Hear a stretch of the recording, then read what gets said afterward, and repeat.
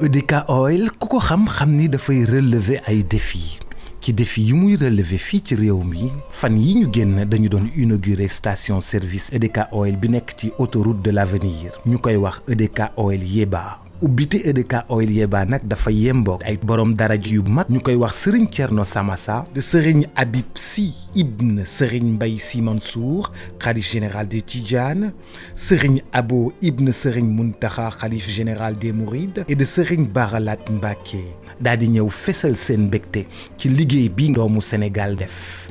aire de service bu rafet bi mi ngi nekk ci autoroute à péage bi.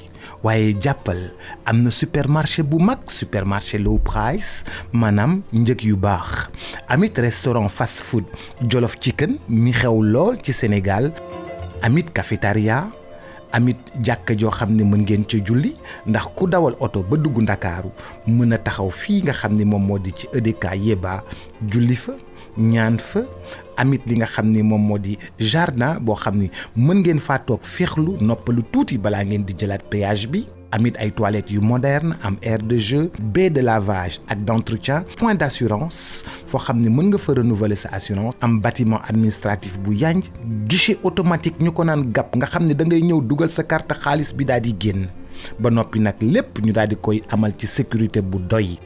EDK Oil Yeba mi ngi nekk après poste péage bu Toglu boo génnee aéroport international Blaise Diagne. la ca maam Seydou Hadji Malick xam.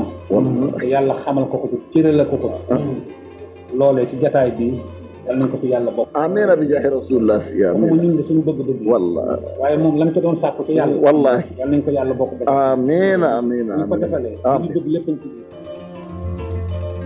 di wax kilifa yi nga xam ne dañoo nekk ci Sénégal ñu xool doomu Sénégal bu mel nii nga xam ne ñoom ñi ngi sonn pour am ay emploi moom muy créer at mu jot nangami centaine de emploi teg ko ci seen loxo nga xam ne amaana jafe-jafe bu jëm si woon ci yéen téyel na leen ko kon nag ñu bàyyi xel doomi réew mi ñi nga xam ne ñëw nañu pour liggéey réew mi ndax am nañu am waaye feneen la jëm.